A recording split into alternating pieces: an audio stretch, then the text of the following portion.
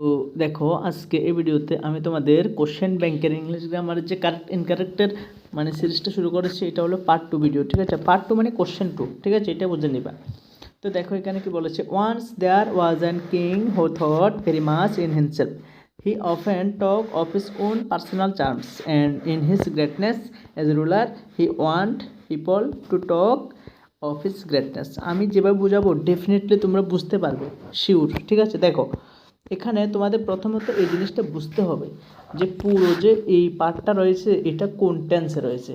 তোমরা একটু দেখা বুঝবা যে এটাকে প্রেজেন্টে নাকি পাস্টে, এটা দেখা বুঝবা কিভাবে। যেমন প্রথম লাইনে দেখো এটা ওয়াজ আছে পাস্ট টেন্সে, দ্বিতীয় লাইনে কি রয়েছে, অফেন রয়েছে, অফেন, ঠিক আছে। এটা অফেন মানে ইডিটা নাই, এটা প্রেজেন্টে। তো তৃতীয় লাইনে এটা টক, ঠিক আছে। এটা এটা হি ওপেন মানে এটা ভার্ব না, কিন্তু ওপেন মানে প্রায়ই আমরা ভার্ব দেখে টেন্স চিনব, ঠিক আছে। তার মানে ওপেন এটা কোন টেন্সে, ওইটা না, ঠিক আছে। এটা মেনলি এখানে ভার্ব হলো হির সাথে টক, এটা প্রেজেন্টে রয়েছে, ঠিক আছে। টকড থাকলো, টকড TLKED টকড, তাহলে বুঝতাম যে পাস্টে, ঠিক আছে। এই দ্বিতীয় লাইনে টেন্স বোঝার মতো কিছু নাই। এখানে অফেন যে এটা কোনো ভার্ব না, হি অফেন মানে সে প্রায়ই, টক মানে কথা বলতো, তো বলাটা না ভার্ব, এই জন্য ওপেনটা ভার্ব না, আমি একটু মিস্টেকটা বলেছিলাম আর কি। তো দেখো টকটা হলো ভার্ব, তো ভার্বটাকে আমরা চিনবো যে মেনলি একটা সেন্টেন্স কোন টেন্সে হতে পারে, কেমন। তারপরে দেখো once there was an king, এটা ওয়াজটাকে বুঝেছি যেটা পাস্ট টেন্সে, এখানে টকটা বুঝেছি প্রেজেন্ট টেন্সে। তারপরে দেখো and his greatness as a ruler he want, এই ওয়ানটা কোন টেন্সে, ওয়ানটা আবার এই প্রেজেন্ট টেন্সে, ঠিক আছে। তার মানে এখানে বেশিরভাগ ক্ষেত্রে আমরা কি বুঝতে পেরেছি, এটা মানে প্রেজেন্ট টেন্সের কথা বলেছে, ঠিক আছে।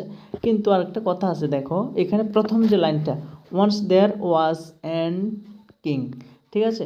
তো এখানে একটা লাইনের মধ্যে তো দুটো ভুল হতে পারে না, তাই না। তো ভুল হলটা স্যাররা ভুলে দিয়েছে, বাট এমনিতে দুইটা ভুল হবে না। তো এখন দেখো এটাও প্রেজেন্টে, এই দুইটা প্রেজেন্টে, কিন্তু প্রথমটা পাস্টে। তো আমরা পুরোটা যদি দুইটা প্রেজেন্টে আছে দেখে যদি পুরোটা প্রেজেন্টে লিখি, হবে কি হবে না সেটা এখন বোঝাবো। দেখো এখানে প্রথম লাইনে আমরা ওয়াজটার ইস ধরো করেছি, তাহলে একটা ভুল পেয়েছি, ওয়াজটার ইস করেছি ধরো প্রেজেন্টে লিখতে গিয়েছি, ঠিক আছে। তো এখানে কিংটা কে, এটা ভাওয়েল না কনসোনেন্ট, কনসোনেন্ট না, তো কনসোনেন্ট না কি এন হবে, হবে না, তাহলে এটা এনটা কি হবে, এ হবে। তার মানে এখানে দুইটা ভুল, এখানে একটা ভুল, আবার এখানে একটা ভুল, দুটা ভুল কি হবে, হবে না। তার মানে ওয়াজটা তো আমরা পাস্ট টেন্সে লিখতেই পারি এটা পুরোটা, কিন্তু এখানে এর বদলটা এন লিখতে পারবো না, তাই না। তার মানে এখানে ডাইরেক্টলি চোখের থেকে ভুল কোনটা, এনটা ভুল, বুঝতে পারছো তো। তো তার মানে আমরা এখানে যদি ওয়াজটাকে যদি না পরিবর্তন করি, পুরোটাকে পাস্ট টেন্সে লিখতে হবে, তখন প্রেজেন্টগুলিকে পাস্টে করে নিতে হবে আর কি, কেমন। এতটুকু হলো আমাদের মেন কথা। তাহলে তোমাদের প্রথমত এটা বিচার করে নিতে হবে যে আমরা কোন টেন্সে লিখতে যাব এই পুরো এটা। কোনো কোনো ক্ষেত্রে ওয়ান্স, আরও একটা ব্যাপার আছে, দেখো ওয়ান্স মানে একদা, আমরা স্টোরি রাইটিং পড়েছিলাম না, তো ওইখানে থাকে দেখো once there was a king মানে একদা বা ওয়ান ডে, অতীতের কথা বললে সবসময় পাস্ট টেন্সে হয় না। তার মানে ওয়ান্স দেখে তো আমরা এমনিও বুঝতে পারি যে এটা পাস্ট টেন্সে হবে। আমি ওয়ান্স দেখে এটা প্রথমে বোঝাতে পারতাম, আমি কিন্তু তোমাদের ওই যে একটা মানে সেন্সটা বোঝানোর জন্য যে পুরোটা কোন টেন্সে হতে পারে, প্রেজেন্ট পাস্ট ভার্বগুলি দিয়ে চিনবো, ওই জিনিসগুলো বোঝানোর জন্যই আমি ওয়ান্সটা প্রথমে বলি নাই। কিন্তু এখানে ওয়ান্স দেখে তোমরা বুঝতে পারবা যে এটা পাস্ট টেন্সে লিখতে হবে, কেমন। তো দেখো তাহলে ওয়াজ থাকবে, তা ভুল কোনটা, তাহলে এনটা ভুল, কেন, কারণ এখানে কিং এটা কেটা এটা কনসোনেন্ট, ঠিক আছে। তো কনসোনেন্ট হলেও এমনিতে কনসোনেন্ট হলে কি হয় বলো তো, কনসোনেন্ট হলে এ হয়, আর বাউল হলে কি হয়, বাউল হলে এন হয়, ঠিক আছে। তো কনসোনেন্ট, ঠিক আছে, কনসোনেন্ট, কিন্তু তারপরেও কোন কোন ক্ষেত্রে এন লিখতে হবে, ওই যেমন যেমন ধরো এমন আওয়ার, আওয়ার আমরা বলি না, এখানে এই উচ্চারণ হয় নাই, এই জন্য এটা কনসোনেন্ট, তারপরে আমাদের কি লিখতে হবে, এন লিখতে হবে। এরকম আওয়ার, অনারেবল এমন লিখতে হবে না, এরকম। যেমন ধরো এমপি ফুল স্টপ দিয়ে, তো এটা কনসোনেন্ট এমটা, তারপরে এখানে এন লিখতে হবে, কেন, কারণ ওই সংক্ষিপ্ত নামের উচ্চারণে যদি ভাওয়াল আসে তাহলে এই এন লিখতে হবে। যেমন এম উচ্চারণ করতে এ আসে, কিন্তু এ এম এমন আসে না, সেক্ষেত্রে আমাদের এই মানে এটা কনসোনেন্ট, তারপরেও এন লিখতে হবে, এরকম। কিন্তু এখানে তো কিং কিং উচ্চারণ করতে এইরকম, তো এই দুইটা সূত্রের মধ্যে কোনোটাই মেলে না তো। তার মানে আমাদের কিংটাকে কনসোনেন্ট হিসেবে এ লিখতে হবে। তো এখানে এন লিখেছে না, তার মানে এটা ভুল। তাহলে আমরা কি লিখবো? এ লিখবো। কেমন? তার মানে দেখো এখানে প্রথম লাইনে ভুল পেয়েছি আমরা এন, কারেক্ট পেয়েছি এ। কেমন? এবার কোশ্চেন নাম্বার 2 দেখো, once there was a king who thought, ঠিক আছে, দেখো থট এটাও পাস্ট টেন্সে দিয়েছে। কেমন?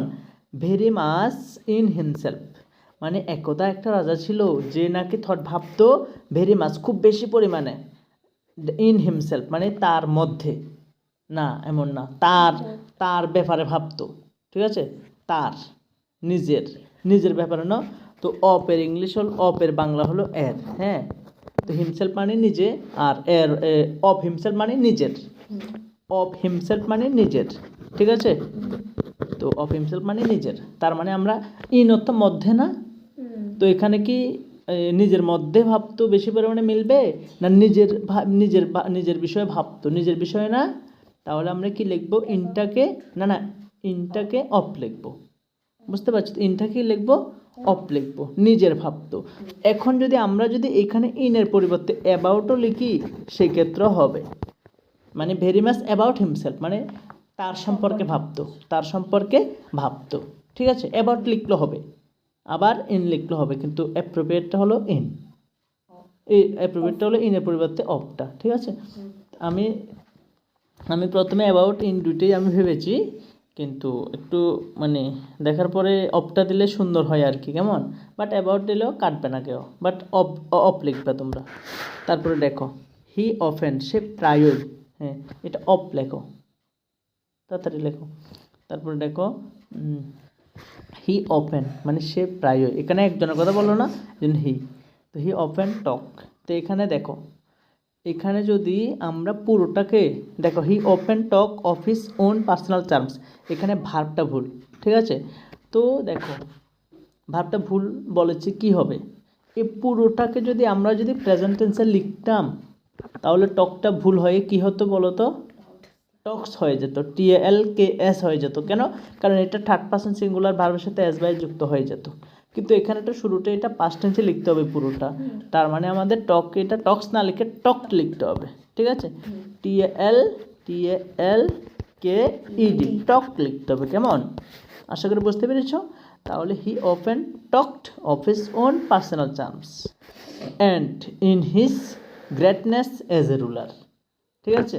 তো দেখো এখানে কি হবে, অ্যান্ড এবং ইন হিজ গ্রেটনেস মানে তার মধ্যে, গ্রেটনেস এটা না, তার গ্রেটনেস, নিজের গ্রেটনেস আর কি, তার এর আসে না, তো এর আসলে তাহলে ইনটা কি হয়ে যাবে? অফ হয়ে যাবে। অফ হিজ গ্রেটনেস মানে তার নিজের গ্রেটনেস, ঠিক আছে।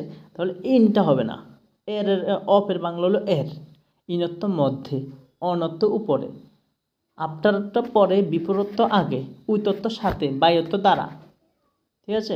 মানুষের দ্বারা কোনো কাজ হলে বাই, আর কোনো জিনিসের দ্বারা হলে উইথ। এরকম প্রিপোজিশনগুলির বাংলা শিখতে হবে তোমাদের, এইটুকু তোমাদের একটু মাথায় রাখতে হবে যে প্রিপোজিশনগুলির বাংলা শিখে নিতে হবে। কেমন? গুগলে সার্চ করবা যে মানে প্রিপোজিশন উইথ বেঙ্গলি মিনিং, দেখবা পেয়ে যাবা সুন্দরভাবে, তাহলে ওইগুলি শিখে নিবা। তাহলে অ্যাটলিস্ট একটু পুরো বাংলাটা সেন্সটা বুঝলে লিখতে পারবা যে এখানে কোন প্রিপোজিশনটা হতে পারে, ঠিক আছে। দেখো, অ্যান্ড অফ হিজ গ্রেটনেস, এখানে ইনটা ভুল। কেমন? এজ এ রুলার মানে শাসক হিসাবে।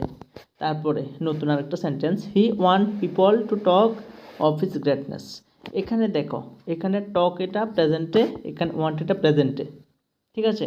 আমাদের পুরোটা কোন টেন্সে লিখতে হবে? পাস্ট টেন্সে। তার মানে এখানে দুটো ভুল পেয়েছি, তো এখন দুটো কোন টেন্সে লিখতে হবে? পাস্ট টেন্সে।